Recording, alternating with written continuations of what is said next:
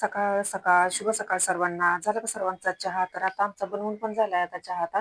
तर आता मी नाश्ता पण बनवलाय मस्तपैकी खूप छान. आज आज शेवाळ्या बनवल्या त्या आणि मस्तपैकी मुलांचं डबं हे करून दिलं. आता दुपारचं जेवण आता बनवते, यांचा पण डबा बनवून दिला आता. तर मस्तपैकी आता चला तर म्हटलं आता सगळे झाडलोट करून आता दुपारच्या जेवणाला सुरुवात करावी आता छान छान पैकी आता. तर आज बराचच बेत आता करणार आहे. तर केरळ पद्धतीने मी आज जेवण बनवणार आहे. खूपच छान आणि टेस्टी लागतं.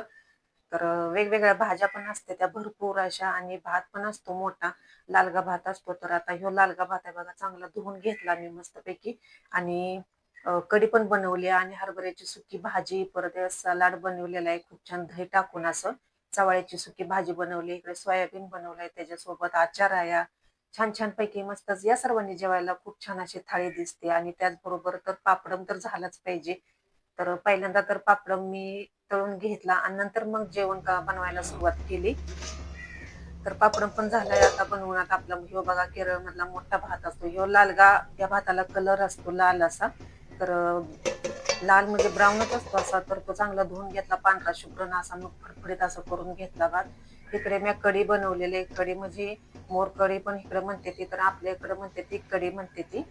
तर चांगलं भरपूर असं नारळाचं दूध ओतलेलं आहे आणि दोन्ही मिक्स दही आणि दूध मिक्स करून असं चांगली फोडणी दिलेली आहे मोहरीची आणि जिरेची. परत खूप छान असे आणि ओला नारळाचा फोडून घेतला आणि त्याचं दूध काढलं असं सोडून शरणा. खूप छान अशी कढी बनते. तर त्यासाठी इकडे दही पण आता बारीक करून घेतलं मस्तपैकी. आता फोडणीला आता पातेलं ठेवलं.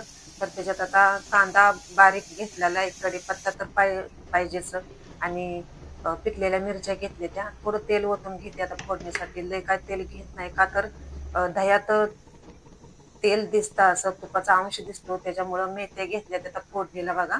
तर खूप छान अशी मोहरी जिरं आता टाकून घेते. तेल पण चांगलं तापलं या.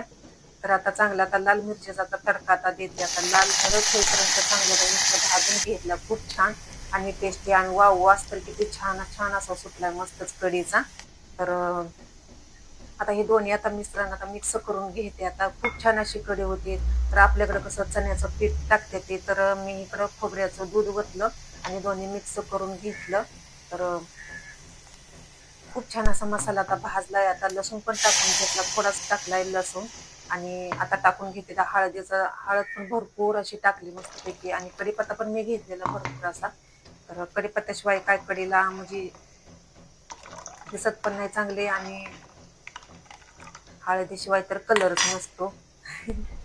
तर ते आता थोडीशी आता उकळी फुटून देते आता आणि बाजूला काढून ठेवते. आता मस्तच पैकी आता आपली आता कढी आता शिजत आलेली आहे आणि ओले खोबऱ्याचं काप आता तुकडं करून घेते आणि बाकीची पण कामं आवरते. आता झटकीपट होऊन भाजी होऊन जाते, कढी होऊन जाते आणि भाताबरोबर खूप छान अशी लागते.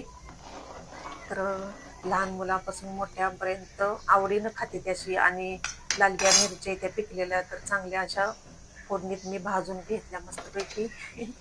आणि किती छान अशा दिसते त्या मस्त. आणि कढी बघा फुटलेली सुद्धा नाही थोडी सुद्धा. तर नारळाचं दूध ओतल्यामुळं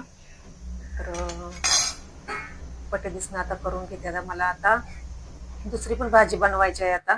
तर आता बाजूला काढून ठेवते. तर सोयाबीनची भाजी मला बनवायची आहे. तर आता त्यासाठी आता भरपूर असं आता मसाला टाकून घेतलेला आहे. लिंबू पहिल्यांदा पिळून घेतलं, आधी शिजवून घेतलेलं होतं मी चांगले 2-3 पाण्यानं असं धुवून घेतलं या मीठ टाकून शरणा. आणि ही धना पावडर, चिकन मसाला पुडी आणि आपली चटणी आहे ती टाकलेली, बाकी काही टाकलेलं नाही.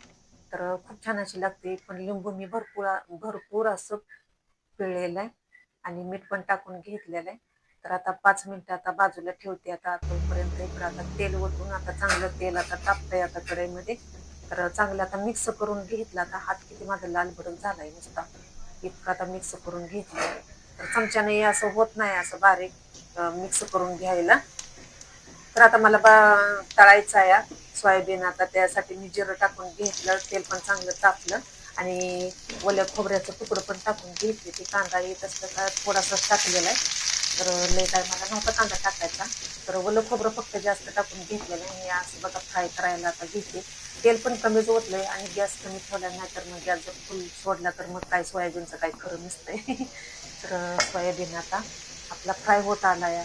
तर दुसरी आता भाज्या पण बनवून घेतल्या. तर चला तर मग मी